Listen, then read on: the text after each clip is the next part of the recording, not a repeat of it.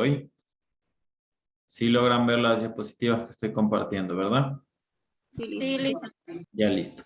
En la clase anterior no se logró terminar un tema en específico que era sobre la valoración endocrina y entre otros procesos que tienen que ver con la eliminación de hormonas, ¿no? Entonces vamos a hablar un pequeño resumen para irnos a la parte de hoy que hablamos sobre el aporte vital básico entre paradas cardíacas, ¿sí? Si nosotros hablamos de la anatomía de la parte endocrina, hablamos netamente de órganos que excretan hormonas como tal. Sí, aquí tenemos uno de los ejemplos de nuestro sistema endocrino, que es el hipotálamo, que ya vamos a hablar de cada una de las hormonas que elimina para una función específica de nuestro organismo, ¿sí?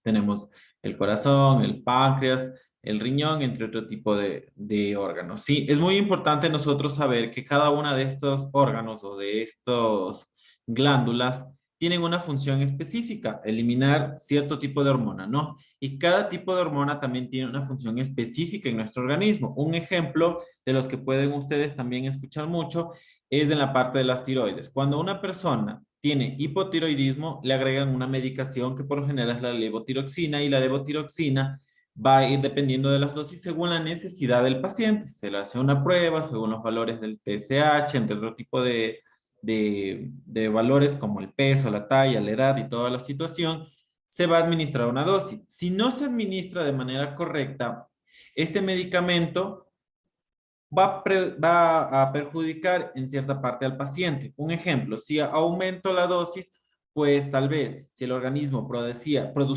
cierta cantidad mínima, pues se va a detener en producción porque yo estoy aumentando dosis innecesaria. El organismo no lo va a metabolizar y va tal vez a producir una acumulación como tal de esta hormona. Otro es la ausencia como tal. Si yo no produzco esta hormona, no me la administro a pesar de que ya me medicaron, puedo producir un daño a nivel neuronal como tal. Sí, han existido casos de pacientes con problemas y secuelas neuronales donde se ha evidenciado algún tipo de accidente cerebrovascular, algún tipo de retrasos mentales, motrices, convulsiones, entre otro tipo de cosas que conllevan a la ausencia o la mala administración de este medicamento, ya que no es solo una hormona que el cuerpo no la necesita y listo, el cuerpo va a compensar de alguna manera, no. La hormona tiene su función, que es metabolizar ciertas cosas, activar ciertas sustancias, entre otro tipo de cosas, ¿sí? Si nosotros hablamos de la parte fisiológica, como vemos aquí, cada una de nuestras glándulas produce una hormona específica. Tenemos un ejemplo, la oxitocina, que es la hipófisis, donde se determina como tal en el tejido de destino final, ¿sí? Es en el útero y las glándulas mamarias. ¿Para qué ayuda la oxitocina? Nosotros tal vez en la parte de ginecología nos acordamos que nos ayudaba a las contracciones durante el parto, ¿sí? Y estimula también bastante a las secreciones de leche después del parto como tal, ¿sí? Vamos a hablar de las hormonas tiroides, que aquí hablamos. Sí, miren la parte de aquí, es una glándula de origen tiroidea como tal, que la encontramos en la parte de aquí, donde se distribuye en toda nuestra parte de nuestro cuerpo. Que aumenta el ritmo del metabólico. Esto nos ayuda, es su función específica, ¿sí? Quiere decir que si nosotros no tenemos una hormona como la tiroide, nuestro organismo no está metabolizando y por eso ustedes ven a las personas hipotiroides que no son tratadas de manera correcta, comienzan a engordarse. ¿Por qué? Porque no tienen esa aceleración o ese metabolismo específico para poder aumentar el procedimiento, degradar los alimentos y poder tener un cuerpo como tal normal, sin depósito de grasa, porque su cuerpo está metabolizando de manera correcta, ¿sí? Ayudan al crecimiento y desarrollo también. Tenemos un sinnúmero de hormonas que de acuerdo al origen como tal va a ir a su distribución, a su tejido específico y una función principal cada uno de ellos, ¿sí? Otra de las hormonas principales que nosotros también escuchamos es la prolactina. Se produce en la hipófisis, ¿sí? Destino final las glándulas mamarias y como vemos es una producción como tal de leche la que estimula, ¿sí? La luteinizante, que es de la hipófisis, de la glándula sexual y ayuda a la estimulación en la ovulación tanto masculina como femenina. Si hablamos netamente de la hormona de cuando por organismo, ¿sí? Entre otro tipo de cosas. Aquí tenemos una de las muy importantes nosotros usados como medicamentos. Sí, acordémonos siempre que todo este tipo de medicamentos se habilitó, se produjo, se creó una síntesis como tal del medicamento. ¿Para qué? Para poder nosotros sustituir de alguna manera lo que nos hace falta en nuestro organismo y que nuestro organismo actúe de manera correcta. Tenemos aquí un ejemplo de la adrenalina. Más luego vamos a hablar sobre las paradas cardíacas, pero acuérdense que en la parada cardíaca un medicamento de primera opción para estimular el corazón y aumentar la presión sanguínea era la adrenalina. ¿Dónde se produce esta adrenalina? En la glándula suprarrenal, quiere decir de los riñones, ¿sí? ¿Cuál es su tejido de destino? Los músculos como tal. Acordémonos que la parada cardíaca se da ¿por qué? Por la detención, por la falta de oxigenación. En términos generales, se detiene el músculo cardíaco, que es el miocardio, ¿sí? Entonces, ¿cuál es su función principal? Aumenta la presión sanguínea, el ritmo cardíaco, el metabolismo, entre otro tipo de cosas especiales. Pero en una parada cardíaca o en una hipotensión, ¿qué era hipotensión? ¿Alguien que me diga? A Una ver. presión La baja, presión dice. baja, dice. Muy bien, hipotensión, acuérdense, hipo bajo, tensión lo que tiene que ver con presión, hiperalto, tensión lo que tiene que ver con presión, ¿sí? Entonces, en una hipotensión, nosotros estamos hablando de que necesitamos algo que estimule a que ese corazón lata de mejor manera, abra los vasos sanguíneos y aumente, ¿sí? Su circulación como tal. La norepinefrina es similar, no puedo decir que es lo mismo, pero tiene una función similar a la adrenalina, ¿sí? ¿Dónde se origina? Igual, en la glándula suprarrenal. Los músculos, perdón, ¿dónde se va a direccionar? ¿Dónde su finalidad? ¿Dónde termina o dónde hace función como tal? En los músculos y vasos sanguíneos. ¿Cuál es su función específica? Aumenta la presión sanguínea y el ritmo cardíaco. Produce vasoconstricción, o sea, los va a estrechar un poquito para que aumente la presión sanguínea como tal. Sí, los disminuye y lo que hace es fluir, porque si están muy anchos, la cantidad de volumen, tal vez si le hace falta volumen, digamos, por una hemorragia, por un choque hipovolémico, o sea, no hay mucho volumen en la sangre, mucho exanchamiento de los vasos, lo que va a producir es una hipotensión. Entonces, lo que estos vasos hacen es reprimir un poco para que el volumen sea una circulación correcta, ¿sí? Y la insulina, si en alguna parte de la farmacología hablamos su origen, hablábamos sobre el origen de los fármacos, nosotros nos acordábamos que los sintetizaban de la insulina y del páncreas de los cerdos o de los ganados, ¿sí? Entonces, es una función específica que nos ayuda a que, bueno, se origina en el páncreas de nosotros. Nosotros tenemos como objetivo todo nuestro organismo. ¿Y a qué nos ayuda esto? Es una hormona como tal que nos ayuda a nivelar. Si yo consumo dosis altas de azúcares, de carbohidratos, que son conformados por glucosacáridos, formadores específicos de azúcar, lo que va a hacer esta insulina es regular, va a absorber lo que se necesita, saca lo que no necesita de la célula y el resto se va a eliminar como tal, a metabolizar y eliminar. Cuando tenemos la ausencia de algún tipo de estas hormonas como tal, es que cuando nuestro cuerpo comienza a fallar. Si nosotros hablamos de una emergencia, de un coma diabético, puede ser una glucosa súper alta o una glucosa súper baja. Si yo hablo de una hipoglicemia, ¿de qué estoy hablando? Los niveles de azúcar bajan. Muy bien, Bajo. una glucosa baja, o sea, un azúcar baja. ¿Cuáles son los valores normales de un azúcar? De en la sangre, una glicemia en la sangre de 70 máximo 120. Si el paciente está sometido a estrés porque está entubado, está relajado, hay medicamentos que todo conllevan a una leve falla de todos estos organismos y se le aumenta un poquito por todo este estrés, puedo hacer un máximo de 180, pero si el paciente no está sometido a ningún estrés, está hospitalizado o llegó de manera de emergencia, ya que estamos hablando de las emergencias como tales, no puede tener una glicemia de 180 porque estoy hablando de una hiperglicemia. Una hiperglicemia quiere decir una glicemia alta, ¿no? Entonces nosotros estamos hablando de que hay una falla como tal de algún órgano que no nos está produciendo este tipo de hormonas. Por eso ustedes se están dando cuenta. Hablamos de farmacología, me imagino que ya han de haber recibido microbiología y bioquímica. Ustedes saben que cada una de estas actividades en específica, perdón, de estas materias en específicas le dan a entender un objetivo de cada cosa. Nosotros hablamos de la farmacología del mecanismo de cada medicamento como tal, de cómo actúa y para qué sirve. En bioquímica estudiamos ciertos valores de laboratorio, que ahorita estamos hablando de una glucosa como tal. Hemos trabajado con la bioquímica que nos ayuda a detectar este valor. Si hablamos de la microbiología, hablamos de cómo van a actuar nuestro organismo, nuestras bacterias, nuestros virus, nuestras células ante esa hormona ausente. Y si hablamos de la farmacología, pues estamos hablando de cómo ese medicamento va a ayudarnos en nosotros. Todo este proceso, todo esto, lo que ustedes vienen estudiando, ¿es para qué? Para entender un poquito de cada una de las cosas que todo va encadenado, ¿sí? Hablamos sobre nuestro organismo que nuestras glándulas endocrinas producen insulina. ¿Cómo nosotros vamos a detectar? Gracias a la química que existe en los laboratorios. ¿Cómo nosotros vamos a actuar en el momento para mejorar esa falta de o ese aumento de con medicamentos? Si nosotros tenemos una glicemia muy baja, ¿qué medicamento por lo general nos ayuda a subir la glicemia? El azúcar en nuestra sangre. ¿Alguien que me diga? La insulina. No, estoy hablando de que si tenemos baja, ¿qué medicamento nos ayuda a subir esa glucosa en la sangre?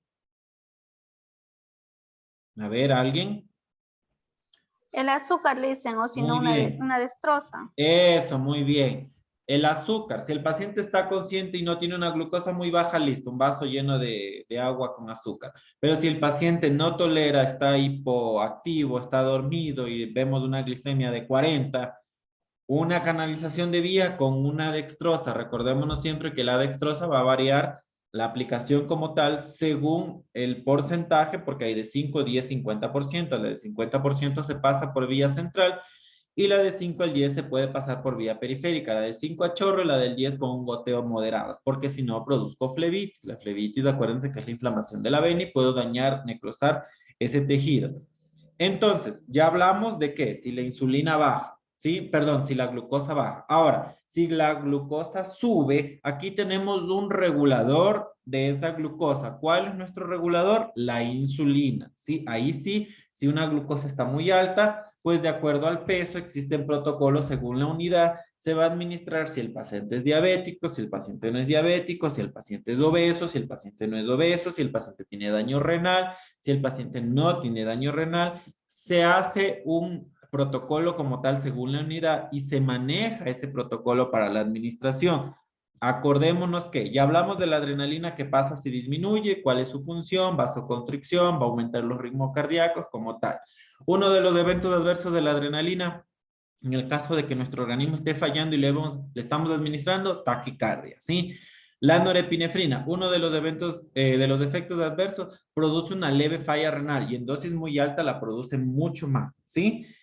Uno de los efectos adversos de la insulina, si yo la administro de manera inadecuada, puedo bajar de golpe la insulina y acordémonos que una insulina muy alta en nuestra sangre va a producir espesor como tal de esa sangre, no va a haber una circulación correcta y puedo producir una isquemia como tal, ¿sí?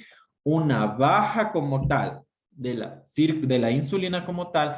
Acuérdense que el azúcar en nuestra sangre ayuda a activar ciertas actividades como la sinapsis neuronal, o sea, la unión, la activación entre una célula del cerebro y otra. Si no tengo esa insulina, ese azúcar, perdón, si no tengo ese azúcar porque yo le he producido, le administré mucha insulina a ese paciente, no tengo azúcar suficiente, nuestro cerebro se va a inactivar y yo puedo producir, sí, una hipoxia como tal, sí, una falta de circulación, una falta de oxigenación, entre otro tipo de cosas, sí. Recuerden que el manejo de medicamentos por la falta, como vemos aquí, de alguna hormona, es netamente de enfermería, a ustedes les va a tocar, entonces muy importante que yo todo lo que voy a administrar, si no conozco, voy a averiguar, voy a estudiar, voy a leer, voy a preguntar, ¿sí? Acuérdense, como yo les decía, siempre tengo que saber para qué sirve el medicamento y mucho más importante, qué yo voy a causar en ese paciente, ¿sí?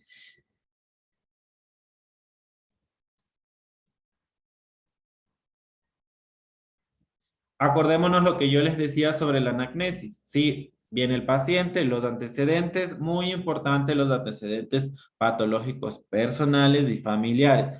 Porque si un paciente al momento le dice, yo no tengo nada, yo no tengo ninguna enfermedad, aparentemente yo soy sano, todos mis controles, bla, bla, bla. Pero al momento que llega con mareo, llega con saboración media rara en la boca, que no tolera muchas comidas, bla, bla, bla, se está cansando, se está engordando. Llego, le tomo la glicemia y sale de 190 y él dice, no, ha de ser porque recién comí. Antecedentes patológicos familiares del papá o la mamá diabético o el abuelo. Existe el alto riesgo, acuérdense, de herencia. ¿Sí? Entonces es muy importante la valoración en esta parte de las glándulas porque necesitamos saber sobre todo este tipo de antecedentes como tales. ¿Sí? Si hablamos del páncreas, acordémonos que en esta parte del páncreas, unas células específicas son las productoras de la insulina, ¿sí? Entonces es muy importante, si un paciente tiene como antecedente de bases que le haya dado pancreatitis, sabemos que ese páncreas ya está enfermo, ¿sí? Entonces nuestra primera actuar es verificar que esa insulina, esa glucosa, perdón, esté en valores normales, porque si no yo lo que puedo producir es un daño como tal a largo plazo. Si no lo controlo de manera correcta, nuestra accionar de enfermería no va a servir de nada, porque yo no, por el hecho de no tomarle una glucosa, de que nuestro glucómeno digamos, le falte la pila a nuestro glucómetro como tal, y digo, no, es que no hay, no averigüé, no encontré otro, no busqué, y lo que me evitó la fatiga de encontrarlo, no le tomé, y de la nada ya existe una hipoglicemia o una hiperglicemia, ¿sí? Si nosotros hablamos de una hiper o una hipo, nuestra parte neurológica es muy importante, como ya les hablé, el por qué específicamente. Acordémonos que la insulina normaliza esos niveles de azúcar en la sangre y el azúcar en la sangre nos permite ¿a qué? Activar nuestras células como tal. Es activador de ciertas actividades específicas como tal. Entre parte es generadora de energía. Entonces, si no tenemos energía en nuestras células, pues no van a funcionar. Nosotros vamos a estar cansados, vamos a estar leve desorientados, vamos a tener, si nos preguntan algo, tal vez vamos a estar idos como tal, ¿sí? Entonces es muy importante. Si un paciente le llega a la emergencia de la edad que sea, como yo les decía, si está afectada la parte de los signos vitales, según nuestro triaje de Manchester, está en rojo o está en naranja, el primer accionar es la monitorización, los signos vitales. Yo veo que están los signos vitales dentro de parámetros normales, pero el paciente no reacciona, una glicemia. Dentro de los accionarios de enfermería en una emergencia como tal es el control de glicemia. ¿Por qué? Porque nuevamente les repito, la parte neurológica puede llegar a tener secuelas. Y si llega a tener secuelas, pues yo ya sé que puedo causar un daño a corto, a largo plazo. ¿Cómo qué? Como una falla de alguna parte del cerebro como tal, donde no llegó oxigenación suficiente y esa parte tal vez sea justo la que nos comanda el lado derecho de nuestro cuerpo, ¿sí? O justo nos ayudaba a movilizar la parte izquierda de nuestra cara. Entonces, ese tipo de cosas es muy importante. Entonces, nosotros ya sabemos que el paciente que llega por la emergencia, monitorización y control de signos de control de glicemia. ¿Por qué? Por todo lo que hemos hablado hace un momento, ¿sí? Aquí estábamos hablando, ¿se acuerdan de las arritmias? Miren, aquí tenemos una arritmia ventricular, ¿ve? Miren estos picos como tal, ¿sí? ¿Han escuchado en algún momento la presión ortostática? ¿Alguien que me diga tal vez lo escuchó en algún momento? ¿No? Ya verán. En algún momento la van a escuchar. Nuestra presión normal, si cuando nosotros estamos sentados o de pie, nuestra circulación está así. Si nosotros nos acostamos, nuestra circulación está así. ¿Sí? Depende de nuestro organismo cómo se va a ir ubicando. Si nosotros estamos semiacostados, nuestra circulación está así inclinada y nos levantamos de golpes, digamos que la sangre justo estaba bajando, nos levantamos de golpe hasta que regrese esa sangre a nuestro cerebro, a veces nos mareamos, ¿sí? Cogemos, nos levantamos de golpe, nos mareamos, nos da vuelta algo, es porque nuestra presión, hasta que regrese la circulación como tal, tiene que hacer otro poquito más de fuerza para que regrese, ya que estaba acostumbrado a otro, ¿sí? Digamos, si ustedes tienen un paciente que está acostado y le dice, le vamos a sentar y le sientan de golpe, es incorrecto. Por eso es muy importante que usted en la parte de la atención de enfermería le dicen al paciente, lo vamos a levantar en partes. Primero le subimos la cabecera, luego lo sentamos, le damos unos segundos, un minuto y luego lo paramos.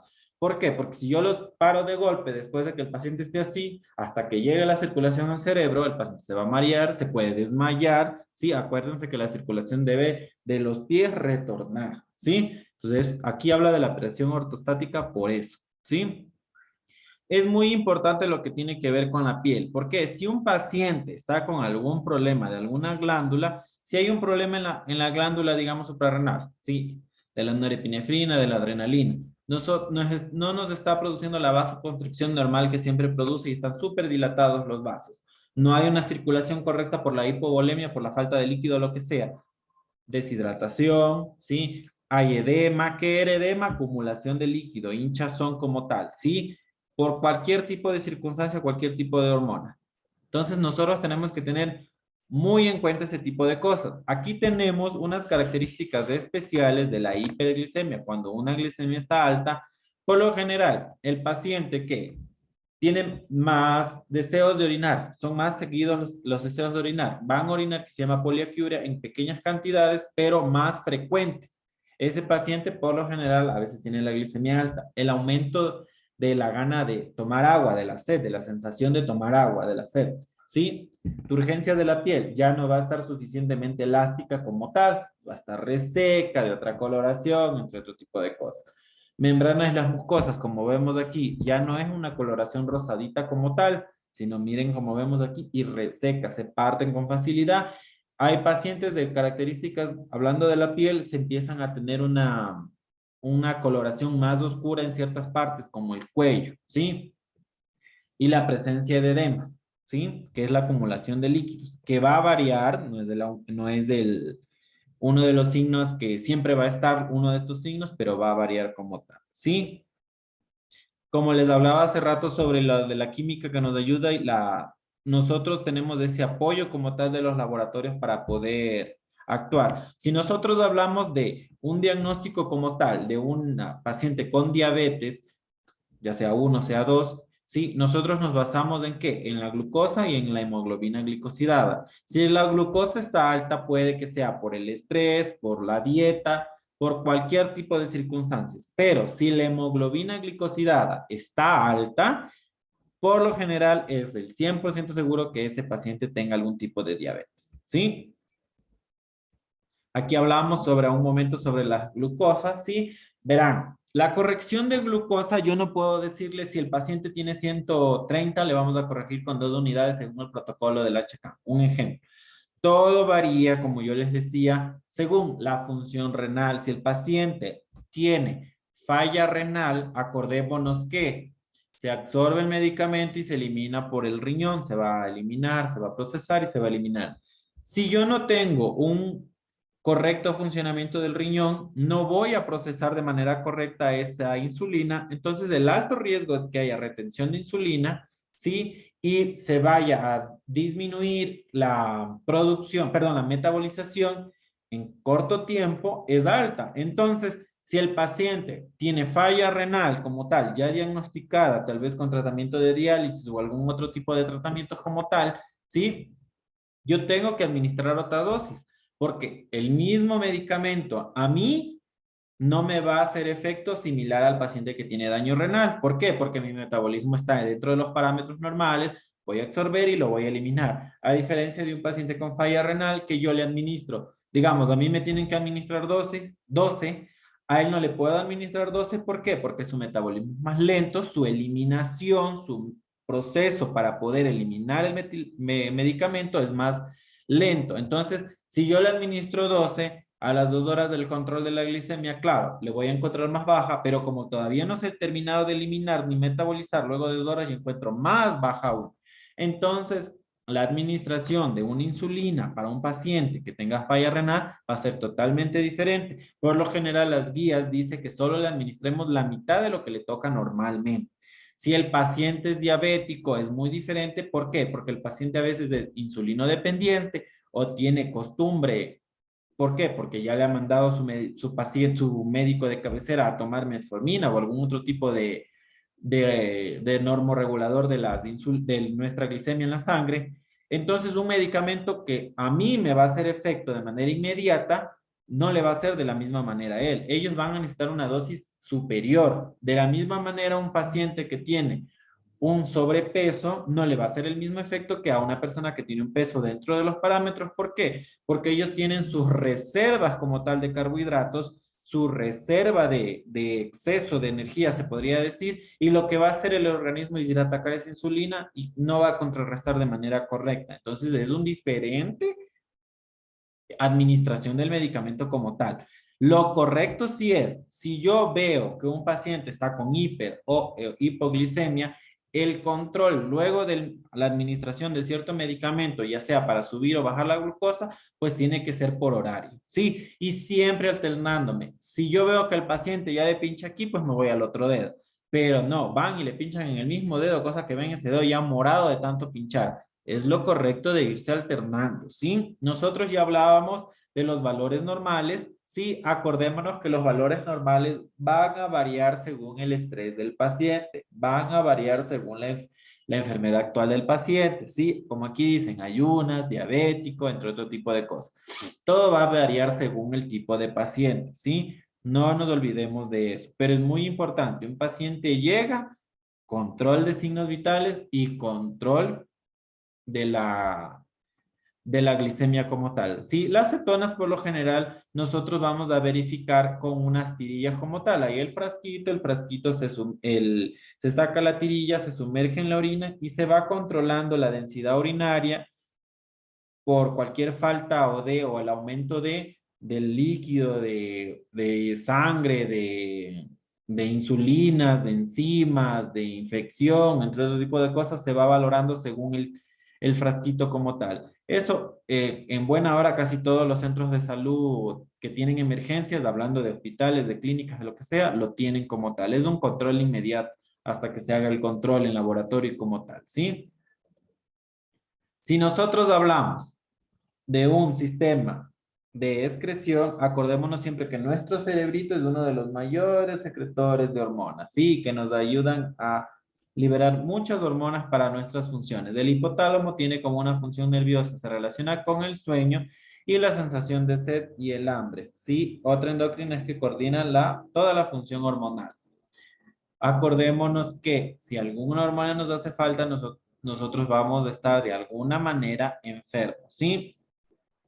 La hipófisis, rector de todas las funciones del organismo y órganos endocrinos. Si nosotros hablamos de que nuestro diario dormir es de, digamos, 10 de la noche a 7 de la noche, ¿sí? Pero me estoy empezando a amanecer de 2 a 5, no, perdón, de 2 a 10 de la mañana, listo, de 2 de la mañana a 10 de la mañana yo comienzo a dormir. Nuestro organismo se acostumbra a que al principio, bueno, nos va a dar sueño porque nuestra producción de hormonas no es la adecuada a ese horario, bla, bla, bla. Pero nuestro organismo va a empezar a ¿qué? A cambiar el horario de producción de hormonas después de bastante tiempo.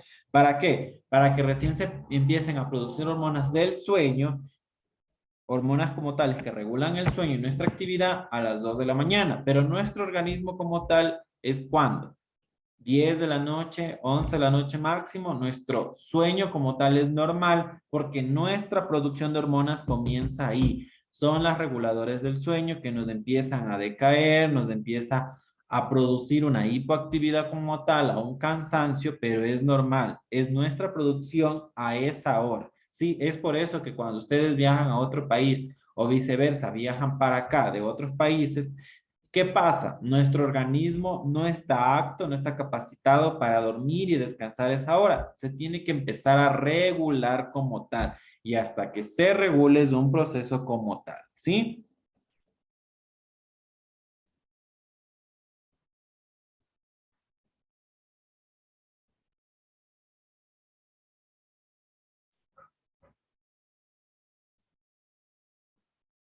Aquí habla todo lo que tiene que ver con exámenes como tal, ¿sí?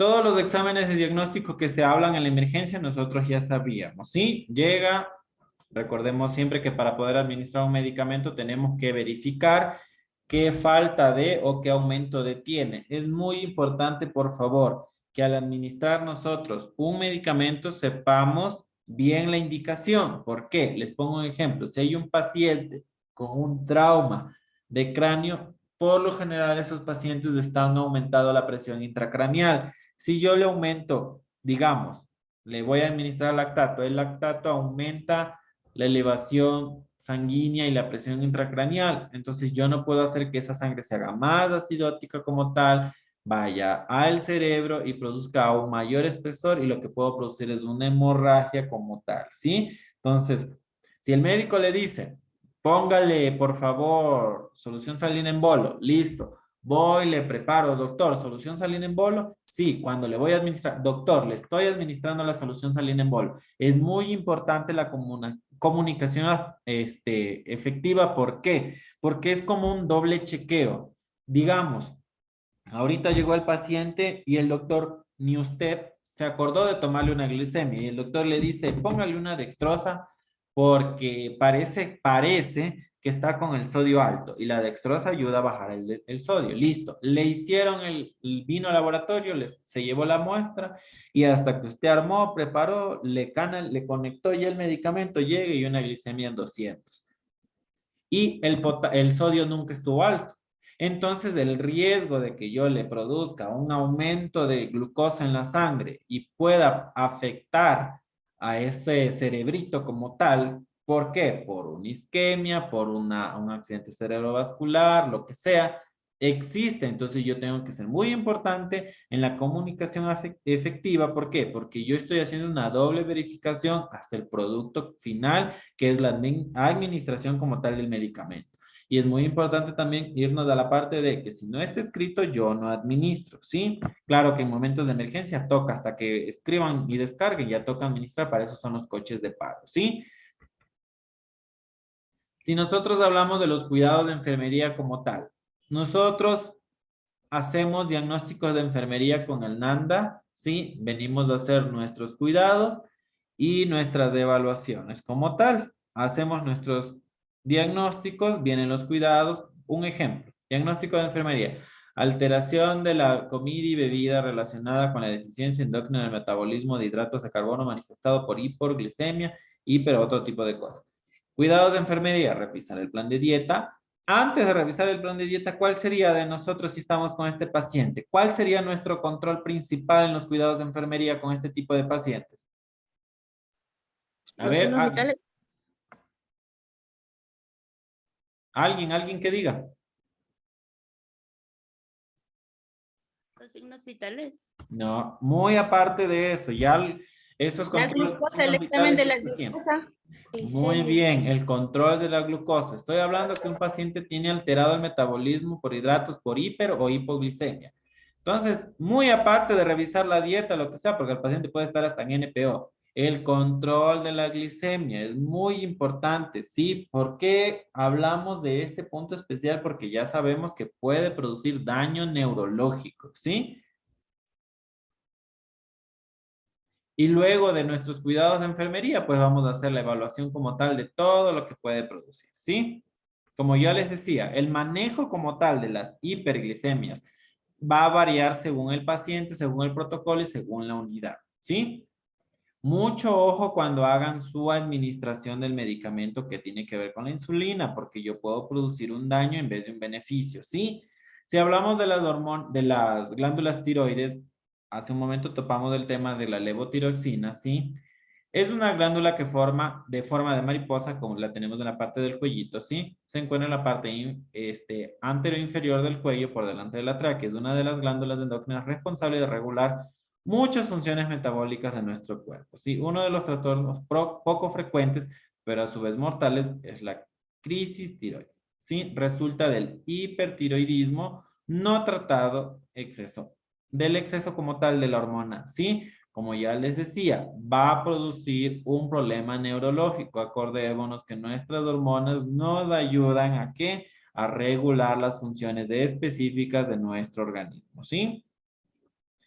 ¿Cómo la evidenciamos? Por lo general, una palpación como tal o una auscultación no nos puede ser 100%, no puedo decir que no sea útil, pero no es al 100%. Siempre se manda control de TSH, que tiene que ver con la hormona tiroide como tal, y un eco del órgano, ¿sí? Para poder nosotros controlar que ese paciente tenga o no tenga una inflamación como tal. Y según eso, pues se va a administrar el medicamento. Es muy importante, por favor, si ustedes van a trabajar, es muy importante que el paciente que tenga hipotiroideo se tome la dosis correcta. No podemos sobrepasarnos porque nos puede afectar como tal. Si ya sabemos que las hormonas tienen una actividad específica, pues lo que podemos hacer es dañarle la parte neurológica, ¿sí?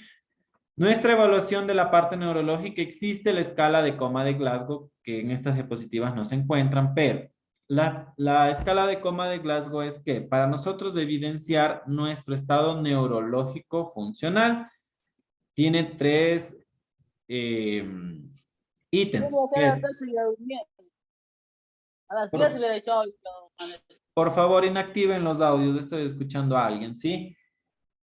Existen tres ítems para poder nosotros valorar, que es la parte ocular, la parte verbal y la parte motora, ¿sí? Todo va a variar según la respuesta. Nuestra parte ocular comienza de 0, sin respuesta, 1 al estímulo doloroso, 2 al estímulo de cualquier tipo de movimiento, 3 al habla y 4 de manera espontánea. De la misma manera se van a evaluar los otros según los puntos. De la parte verbal comienza del 1 al 5. Igual, 1 sin respuesta, 2 sonidos incomprensibles, 3 palabras cortas, 4 puede decirle frases, oraciones como tal, puede que sean coherentes como no, pero ya son frases y oraciones. Y 5 si el paciente está totalmente orientado. De la parte de las 6 es 1 sin respuesta, 2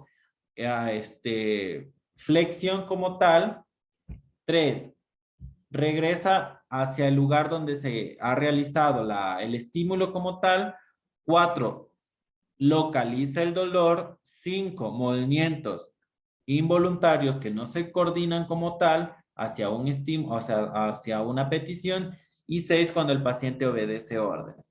Entonces, es del 1 al 3. Así le pongamos 1 a cada uno, ya sería el 3 del mínimo. Es de 3 a 15, entonces, nuestro valor. Todo va a variar según la respuesta, como yo les decía. ¿Y para qué nos ayuda esto? Para nuestro sistema de control para ver cómo está esa parte neurológica. Cuando los pacientes tienen algún problema de alguna hormona como las que yo les nombré hace rato, acordémonos, si no tenemos la insulina controlada, pues podemos estar hipoactivos. Si vemos la parte neurológica de los pacientes que tienen hipertiroidismo, pues nuestro organismo puede tener alguna falla como tal neuronal, algún accidente cerebrovascular, ¿sí? Que pueden llegar incluso hasta convulsiones. Entonces nosotros valoramos de eso para poder evidenciar cómo llegó nuestro paciente, si ya hubo tal vez daño, esperemos que no en el mayor de los casos, o no, por la falta de o el exceso de alguna de estas hormonas. Entonces nosotros ya sabemos, ¿sí? Que es muy importante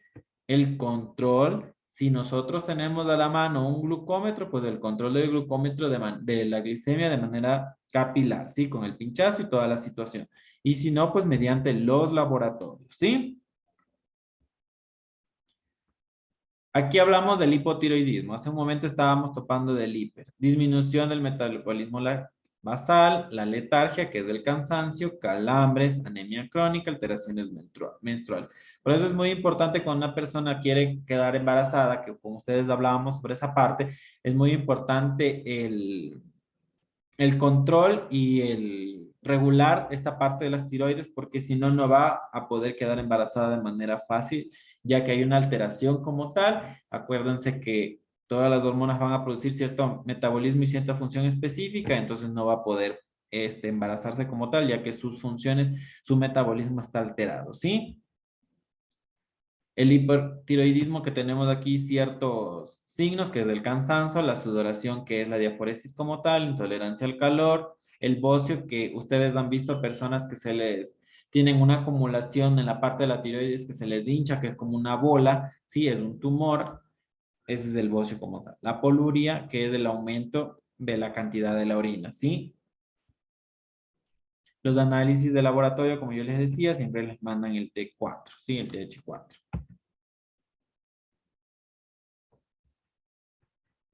Aquí tenemos la tiroxina, lo que yo les decía, ¿sí?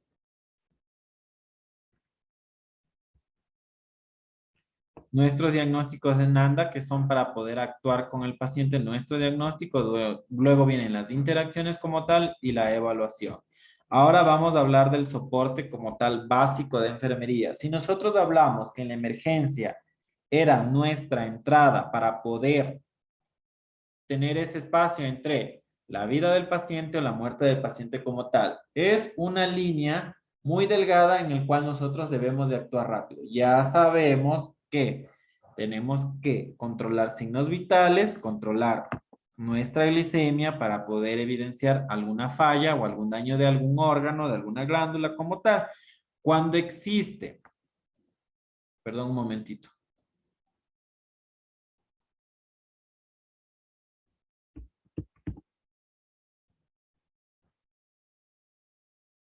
Ya, cuando existe la parada cardíaca como tal, nuestro accionar debe de ser inmediato para no producir isquemia, que es la falta de circulación hacia un lugar, y cualquier otro tipo de daños. Como yo les hablaba en alguna parte de nuestras clases, si producimos isquemia y no se revirtió de manera rápida, los daños neuronales van a ser fuertes, ¿sí? Entonces, nuestro accionar es reconocimiento de la parada cardíaca, inicio de maniobras de RCP, de la reanimación cardiopulmonar, desfibrilación, en el caso de ser necesario. Acordémonos que no todas las paradas cardíacas se desfibrilan, ¿sí? El inicio del soporte vital, ya sea avanzado o ya sea básico. Nuestro accionar de enfermería tiene que ver con eso. Siempre una persona administra la medicación y otro es el registro de todo lo que va a conllevar. Cuando el paciente se paró, cuántos minutos de parada hay. Recordémonos que se da reanimación cardiopulmonar. Cada 2 minutos se debe de hacer el cambio de reanimador. ¿Por qué? Porque la persona se va a cansar y no va a producir la misma fuerza con la que inició. Cada 3 minutos, según el protocolo de cada unidad, lo más correcto es cada 3 minutos la administración de cierto medicamento.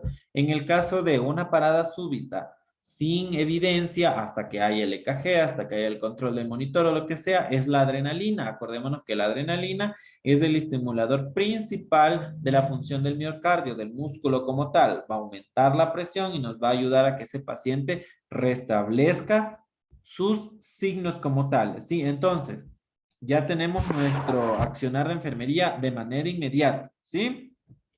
Si nosotros hablamos de manera que estamos dentro de un hospital, se va a gritar paro en sea que sea la emergencia, sea la hospitalización, sea la UCI como tal, en algún lugar específico, se va a gritar paro, se va a iniciar maniobras del RCP. Recordémonos siempre que antes de gritar nosotros paro, tenemos que evidenciar que el paciente tenga pulso. No nos olvidemos de ese pasito.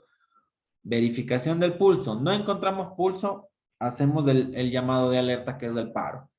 Un personal se queda con la administración del medicamento como tal, con el apoyo en el momento del paro, ya sea de cargar medicación, de administrar, de reanimar.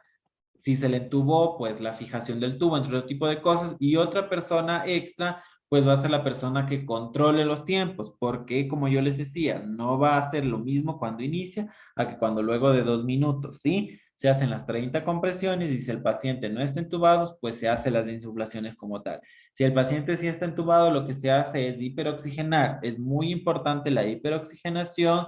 ¿Sí? ¿Por qué? De manera normal, no es que se le va a dar 100 insufladas en un minuto, se le va a dar la oxigenación al 100% con sus 20 frecuencias normales en un minuto para que no haga falta oxígeno en ese cerebrito, ¿sí? ¿Cuáles son los motivos de una parada cardíaca? Yo les hablaba que existen las H y las T. Hipoxia, digamos. Sabemos que la hipoxia es la falta de oxigenación a alguna parte específica del cerebro, perdón, del cuerpo. Si existe hipoxia, puede ser ¿por qué? Porque el tubo se acodó, el tubo se tapó por secreciones y el paciente está despierto. No nos dimos cuenta que el paciente estaba desaturando, nuestra saturación normal es sobre 90, pero el paciente no saturaba 90, el paciente se quedó dormido con el oxígeno a un lado, comenzó a desaturar, no se dio cuenta el paciente, no se dio cuenta la enfermera, empezó, hipoxia y se paró, ¿sí? Hipovolemia, cuando nos hace falta líquido, puede ser por un sangrado, algún tipo de hemorragia como tal, ¿sí? Hipopotasemia o hiperpotasemia. Las paradas cardíacas muy comunes son en los pacientes renales. ¿Por qué? Por la acumulación de potasio, por la falta de diálisis o la falta de potasio porque la diálisis barrió con todo el potasio y el paciente no se alimentó de manera correcta con sus guineitos u otro tipo de alimentos para poder nuevamente recuperar el potasio, ¿sí? Hipotermia. ¿Qué es hipotermia? ¿Alguien que me diga? Temperatura baja. De temperatura. Muy bien, la temperatura baja. Cuando el paciente está con mucha hipotermia, lo que nosotros hacemos es una vasoconstricción y podemos detener como tal la circulación y el paciente se para, ¿sí? Ahí tenemos nuestras 4H. Eso, por lo general, en todo lado de emergencia, en todo lado de terapia intensiva, les van a preguntar sobre estas 4H y 4T, ¿sí?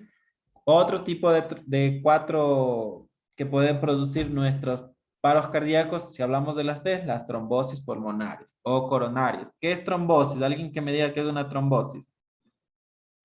La acumulación de sangre en las venitas. Muy bien, son coágulos como tal. Una coagulación específica, grande, pequeña, lo que sea, puede llegar a algún vaso sanguíneo y tapar, ya sea la circulación pulmonar o la circulación coronaria. Entonces puede producir un paro tanto respiratorio como cardíaco.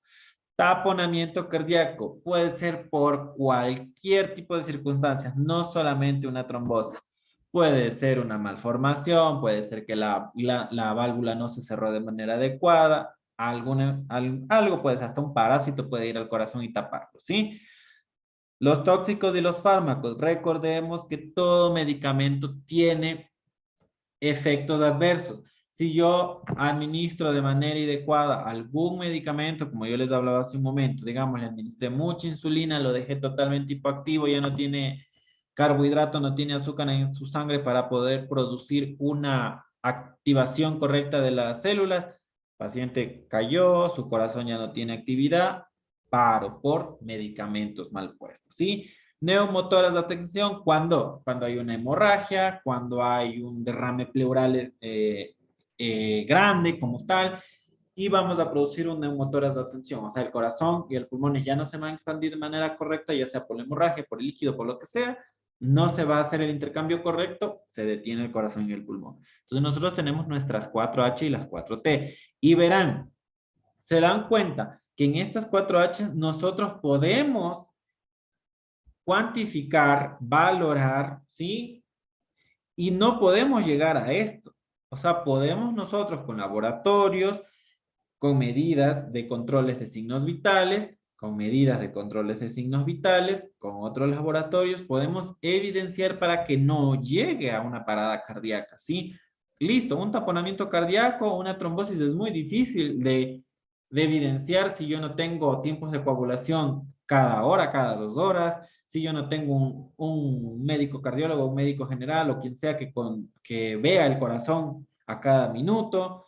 El medicamento yo lo puedo evitar, que no lo haya producido. El neumotórax, si yo ya evidencio que hay un derrame pleural, hay un neumotórax, ya sea por sangre o algún otro líquido, ya sea por un empiema o lo que sea, yo puedo evitar que llegue una parada cardíaca, ¿sí? Pero este tipo de cosas no, se dan cuenta que la mayoría yo puedo evitar. Entonces es muy importante que nosotros, si ya vemos que el paciente está desaturando, oxígeno, ¿sí? Si vemos que el paciente está con una hipovolemia, ¿por qué?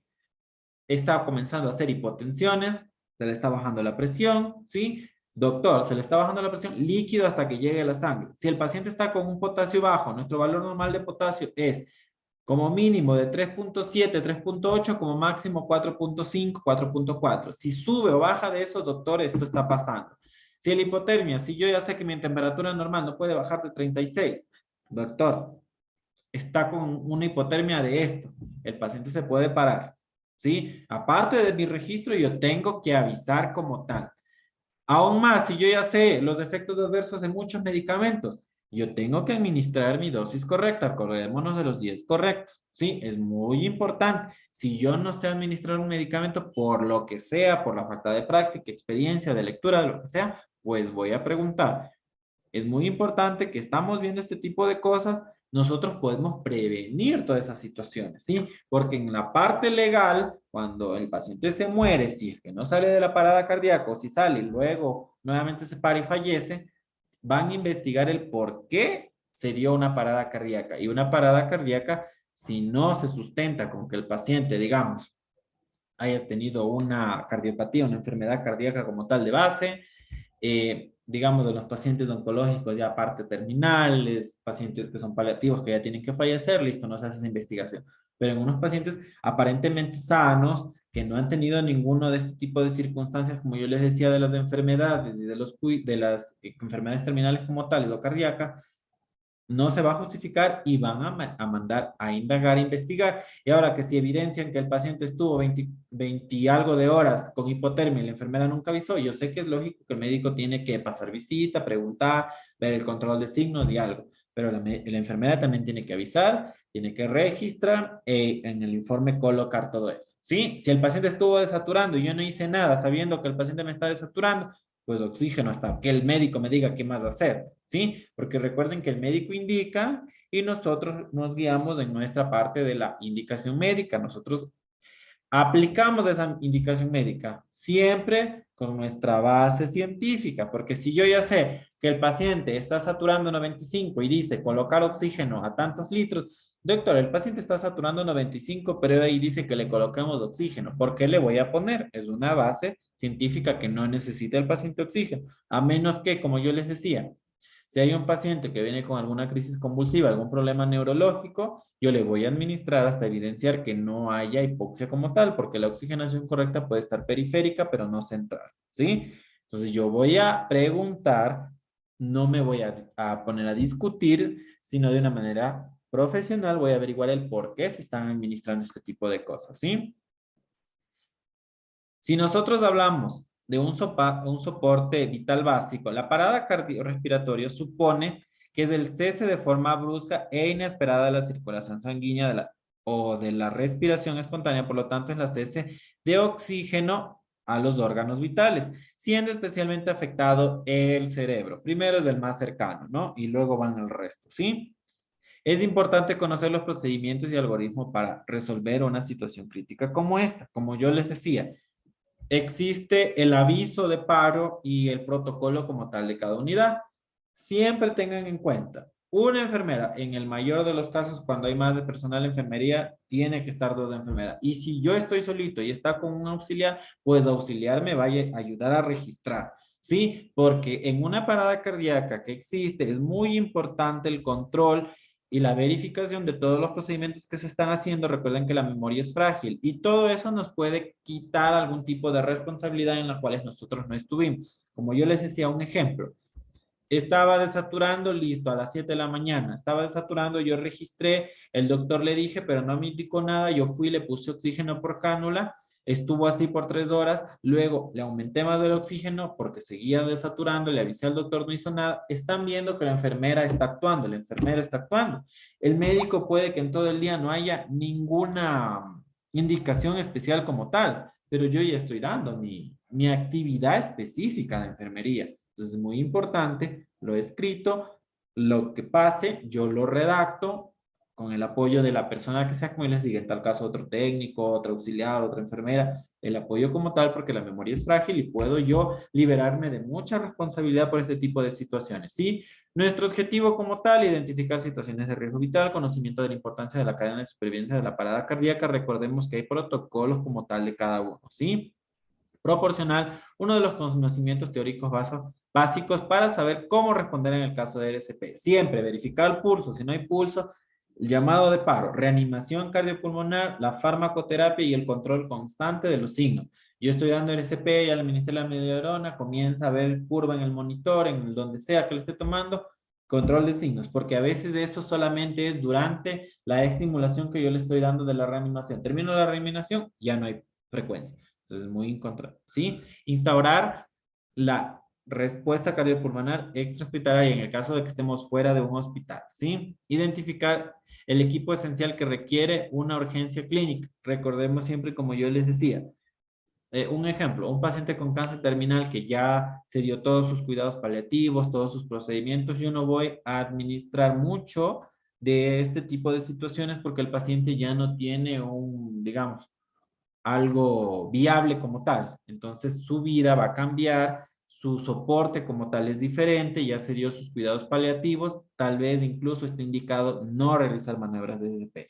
Entonces van a cambiar el aporte o el soporte como tal a este tipo de pacientes, ¿sí? Reemplazar primero y restaurar después de la respiración y la circulación espontánea, siempre y cuando existan posibilidades. Como yo les digo, por general los pacientes en una parada cardíaca el 95 a 90 y algo más de por ciento siempre terminan entubados. ¿Por qué? Porque es es un control o una protección de la vía aérea. Con eso nosotros ayudamos a que esa oxigenación del cerebrito sea mayor y eficaz, ¿sí?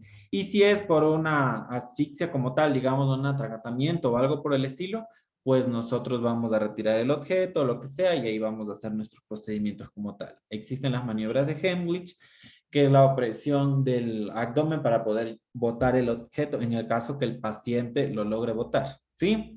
Nuestro actuar de enfermería entre todo este tipo de cosas, nuevamente les digo, verificar que el paciente esté con signos todavía, la llamada o el grito de paro, traer el coche de paro, el maletín o lo que sea que haya en ese momento, verificar que esté un apoyo como tal de enfermería y si no, pues nos toca actuar de manera sola, preparar medicamentos, administrar y tener muy en cuenta todo lo que están haciendo. Digamos, si le dieron reanimación por 15 minutos, no respondió, el doctor le desfibriló, no le dijo con cuántos joules, que es la carga como tal que se da del desfibrilador, pues usted tiene que preguntar para poder registrar, porque hasta eso le puede liberar de ustedes cualquier cosa. Se dio el soporte como tal de los joules, ¿sí? Uno de los signos más principales de las paradas cardíacas previo a eso es una cianosis. Si yo ya veo que el paciente está sin intercambio correcto de la oxigenación, es lo más seguro que ese paciente se va a cansar de respirar, se está cansando de respirar y algo puede pasar, ¿sí? Tenemos otro tipo de signos que es antes de una reanimación, que puede llegar, ¿no? Que es lo más seguro con este tipo de cosas. Hace un momento hablé sobre la escala de valoración de Glasgow. Acordémonos que si la parte neuronal está afectada, ¿sí? Es la que nos estimula a que nuestro organismo funcione de manera correcta. Entonces, si hay un deterioro de Glasgow, de la escala de coma de Glasgow, está alterado el sistema nervioso central, lo más seguro que ese paciente vaya a caer en una parada cardiorrespiratoria. Si el Glasgow disminuye de 10, tenemos que estar muy pendientes porque ese paciente lo más seguro es que decaiga aún más y haya una depresión de la parte respiratoria, ¿sí? Letargo, que es que el paciente no responde, esté cansado, entre otro tipo de cosas, ¿sí? Confusión, la agitación, el delirio, ¿sí? Respiración, el apnea. ¿Qué era una apnea? ¿Alguien que me acuerde? ¿Alguien que me repita qué era una apnea? La falta de respiración o Respiración respiración baja. Muy bien, no hay respiración. A es sin y nea lo que tiene que ver con respiración. Apnea, no hay respiración, ¿sí?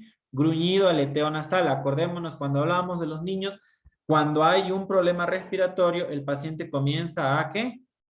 Abrir las fosas nasales. Entonces, si hay aleteo nasal, existe el riesgo de que el paciente esté hiperventilando, le esté faltando la oxigenación y por eso se abre como tal, ¿sí? Tenemos una disnea, que es la dificultad para respirar, ¿sí? El tiraje, acordémonos, como yo les decía en los niños, se ve el tiraje intercostal, que es cuando ustedes ven las costillas, normalmente no se notan, a menos que sean caquécticos, o sea, que estén bien desnutridos, pero cuando hay la falta de oxigenación, se marca tanto por el uso de los músculos accesorios y de la parte respiratoria y se marca full las costillas. Eso es un tiraje como tal. Taquignia, ¿qué era taquignia? A ver, si habla. A ver, taquimia, ¿qué es? La frecuencia cardíaca alta. No, esto hablamos hablando de NEA. La respiración baja. No, La frecuencia respiratoria alta. el aumento de las frecuencias respiratorias. Muy bien, las frecuencias altas, acordémonos. Taquicardia tiene que ver con el corazón y alto. Taquignia, lo que tiene que ver con respiración, alto igual. Si hablo de bradignia, pues una baja frecuencia respiratoria. La mala ventilación es todo lo que tiene que ver aquí. ¿Por qué? Porque si el paciente no está ventilado de manera correcta, va a dar toda esta sintomatología, ¿sí? Estridor, que son secreciones, sibilancias, que es como yo les decía, cuando escuchamos como un silbido como tal, puede que estén colapsados los alveolos, estén súper inflamados y no existe un intercambio gaseoso, entonces van a silbar los alveolos, ¿sí? Cardiovascular. Acordémonos que cualquier tipo de problema cardíaco puede llegar a una parada porque su corazón está enfermo. Entonces, una arritmia que era un ritmo, algo que no tiene ritmo. Sin, ritmo, ¿sí? Entonces, no tiene ritmo ese corazón. Hay la bradicardia que hace un rato me decía, bradi, algo bajo, cardio, lo que tiene que ver con el corazón, bradicardia. Taquicardia, lo contrario, frecuencias cardíacas altas, pulsos débiles. Si yo ya no siento un pulso, lo más seguro es que ese paciente, ese corazón se esté cansando y no esté respirando, ¿sí? Mal llenado capilar, como yo les decía, por lo general nuestro color es rosadito, las puntas, y yo ya veo que le presiono y no se retorna a su color normal de manera inmediata, que es de 1 a 2 segundos, y se tarda, hay una mala circulación y por eso ese paciente no tiene un funcionamiento cardíaco correcto. Hipotensión, la baja de la presión arterial, ¿sí? ¿Sí me escuchan? Sí, licenciado. Ya listo. Sí, sí se escuchan. Ya listo, es que me salió un aviso, perdón. La piel y mucosas. ¿Qué era la cianosis? La Color piel azulado de morada. la piel. Muy bien, la coloración azulada, lo que se pone así, ¿por qué se nos ponía así? Por falta de oxígeno en la sangre. Muy bien, cuando nos hace falta de oxígeno, nuestro intercambio gaseoso correcto, lo que va a pasar es eso, ¿sí? Entonces, si sucede ese tipo de cosas, es porque nos hace falta la oxigenación. Entonces, por favor, tenemos aquí unos signos muy importantes para nosotros poder, ¿qué? Relacionar a que ese paciente va a tener una parada cardíaca tal vez. Entonces, yo ya sé qué debo de hacer. Control de signos vitales inmediatos, ¿sí? ¿Qué otro control más se hacía de manera inmediata? A ver. La glucosa. Muy bien, por favor, no se olviden del control de glucosa. Digamos que ustedes trabajen en la clínica Patito de aquí del Quito Norte. Ustedes en su trabajo reciben un paciente, control de signos vitales y control de glicemia, por favor. Es muy importante. A veces no evidenciamos el deterioro de Glasgow, no lo relacionamos con una hipoglicemia y es muy importante saber que la falta de y el aumento de este tipo de circunstancias nos podemos hacer que salvar la vida como tal. Entonces, monitorización inmediata del paciente y control de glicemia. ¿Sí? En una parada cardíaca, el actuar debe de ser rápido. No estoy dudando, no estoy que esto, sí, tengo que preguntar como tal. Si el paciente, si el médico le dice administrar amiodarona y digamos que el doctor estuvo pensando en otras cosas y no era amiodarona, era adrenalina, yo cargo. Tengo que decir cargando amiodarona, doc, administrando amiodarona. ¿Por qué era importante la comunicación efectiva? ¿Alguien que me diga?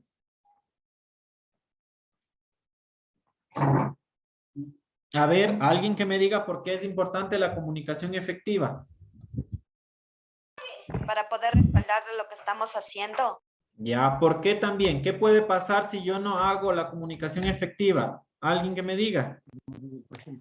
Podría tener causas mayores de muerte del paciente al administrar mal los fármacos. Exacto, chicos, es muy importante eso, es muy importante la comunicación efectiva y aún más en esta situación, porque como le digo, el protocolo puede que sea adrenalina y por X motivos haya sido su primera parada cardíaca y el doctor no dijo adrenalina y dijo norepinefrina, sin querer, o atropina. Entonces, no es un accionar correcto el administrar este medicamento, sino el estimulador del ritmo cardíaco o del músculo cardíaco, y es la adrenalina. Entonces, esa comunicación afectiva, el doctor le dice adrenalina, así parezca, a veces uno dice, parezco tonto, pero lo tengo que hacer. Doctor, adrenalina, sí. Cargando adrenalina. Doctor, administrando adrenalina. ¿Por qué? Porque puede existir la confusión, acuérdense de los medicamentos LASA, que a veces la misma fonética suenan igual, ¿sí? O peor, si yo no evidencio bien, acuérdense los 10 correctos, por favor, tengan bien en mente los 10 correctos, ¿sí? Entonces, puede pasar algún tipo de este tipo de situaciones, entonces yo ya me respaldo, como lo dijo la compañera, no voy a llegar a más a la muerte. ¿Por qué? Porque yo estoy haciendo una comunicación efectiva como tal, ¿sí? Aquí tenemos un mensaje. Pocas veces sería necesario reutilizar una acción si solo uno o dos de estos signos o síntomas estuviesen presentes, pero la aparición de varios de ellos simultáneamente conlleva graves consecuencias. La intervención debería dirigirse al trastorno prioritario. Claro, si yo ya veo que está la falta, está cianótico, actúo con oxígeno, evidencio, hago una gasometría, que era medición de los gases arteriales que son específicos como tal, ¿sí? Yo ya veo que el paciente no está hipoactivo como tal, control de signos, control de glicemia, ya está la glicemia baja, repongo la glicemia, se recupera el paciente, entonces yo tengo que estar bien pendiente que ese paciente está haciendo alguna falla pancreática o algún medicamento le está bajando mucho la glicemia o el que esté sin comer ya 24 horas le está afectando, pues le van a administrar dextrosa o algo tipo del estilo porque por algo no ha de comer, ¿no? Entonces, es una acción rápido a lo que yo veo. Hay una arritmia, medicamentos para que puedan actuar ese corazón de manera inmediata, ya sea miodorona, ya sea carvedilol, Vioral, lo que sea. Sí, bradicardia. El paciente está bradicárdico, pues empiezo con la atropina para levantar un poco esa frecuencia cardíaca. Está taquicárdico, pues ya voy a ver algún bloqueador para poder ayudar a que se regule como tal, entre otro tipo de circunstancias, ¿sí? Por favor, chicos, todo lo que tiene que ver con una emergencia, como su nombre lo dice, es accionar rápido. Nosotros ya sabemos diferenciar en cuanto al triaje, pues si vamos a tener un paciente de coloración roja a un coloración verde, nuestro accionar importante, nuestra prioridad es de ese paciente rojo, ¿sí? Porque el paciente verde puede que yo no lo haya valorado bien y sí, luego lastimosamente puede complicarse, pero al momento que llega el que está complicado es el rojo y ese va a necesitar nuestra prioridad como tal, ¿sí? Y para nosotros poder evitar que llegue a una necesidad de un soporte vital, o sea, de que no le estemos llegando a causar alguna muerte como tal o algún daño permanente, ya sea parcial, total, sí, local, yo voy a accionar de manera inmediata. Por favor, chicos, ¿sí? ¿Alguna pregunta o algo? Si tienen que ser con los deberes, ya saben, tienen mi contacto, yo me tardo un poquito en contestar, pero respondo, ¿sí? Rommel, dígame, ¿qué necesita preguntarme?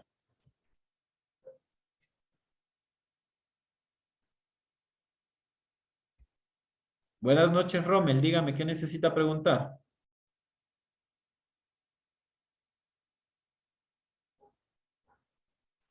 No se le Licenciado, buenas escucha. noches. Si está hablando Rommel, que levantó la mano, no se le escucha, ¿ya? No, solo le estoy viendo que está moviendo las manos, pero no le escucho, Rommel. Tal vez escríbale en el grupo y yo le contesto, ¿ya? No le escucho, Rommel, no se le escucha nada. ¿Alguien más preguntó algo? Dígame.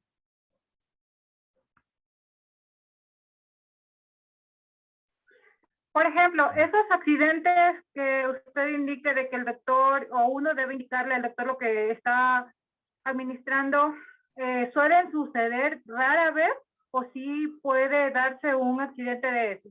Sí existen, por eso le digo, cuando no hay la comunicación efectiva, existe eso. Les pongo un ejemplo, como yo les decía en la parte de la ginecología. El doctor dijo, póngale 10 de oxitocina.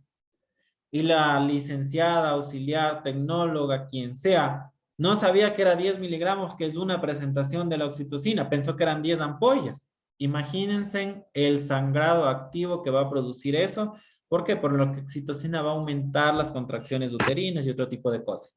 Sí existe y ha existido. Entonces, por eso, por favor, es muy importante la comunicación efectiva, perdón. Es muy importante porque yo me voy a librar de muchísimas situaciones. El médico se puede, en todo el estrés, pongamos que sea familiar de alguien conocido de él o algo, En todo el estrés de una parada cardíaca que conlleva la posible muerte del paciente, puede existir ese tipo de cosas.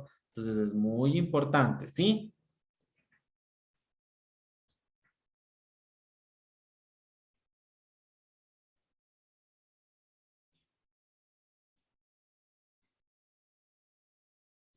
A ver, Rommel dice, los cuidados de enfermería en el soporte vital básico se contemplan con el DEA. ¿Qué es el DEA para usted antes que nada? Porque hay diferentes tipos de etimología de DEA. ¿Qué es los diagnósticos de enfermería? Lo que tiene que ver con los diagnósticos de enfermería, ¿eso me pregunta?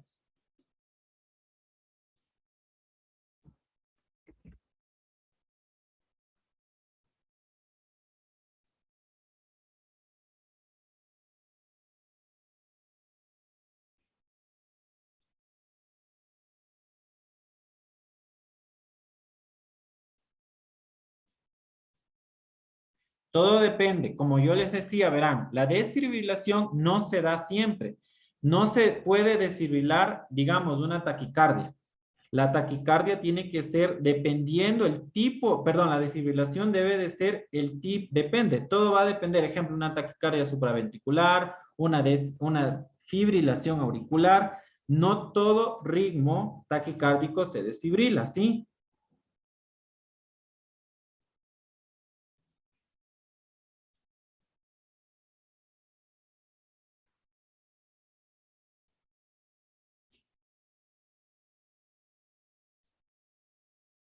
Es como ustedes cuando ven, digamos, ven Anatomy Grey, ven una taquicardia como tal. No, y ven y dicen, usamos el desfibrilador. No siempre se hace una desfibrilación como tal. ¿Sí?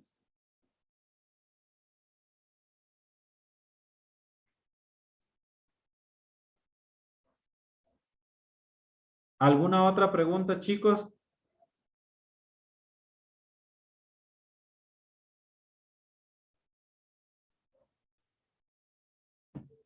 ¿No? Recordemos, por favor, que todas las acciones que nosotros vayamos a hacer en el momento, lo que podemos en ese momento realizar es el leve límite o el leve intermedio entre la vida del paciente o la muerte. Así que, por favor, muy seguros de lo que van a hacer con su conocimiento, con su experiencia. Sí, si no lo saben, por favor, preguntar. Sí, y como yo les decía, la parte de la comunicación efectiva es muy importante para no producirle daño al paciente. ¿Sí? Eso es todo, chicos. Por favor, cualquier cosa me pueden preguntar de manera interna. ¿Sí? Y si es de las tareas, tienen mi contacto. Una buena noche con todos y que pasen muy bien. Gracias, licenciado. Gracias, buenas noches. Igualmente, buenas noches, buenas noches.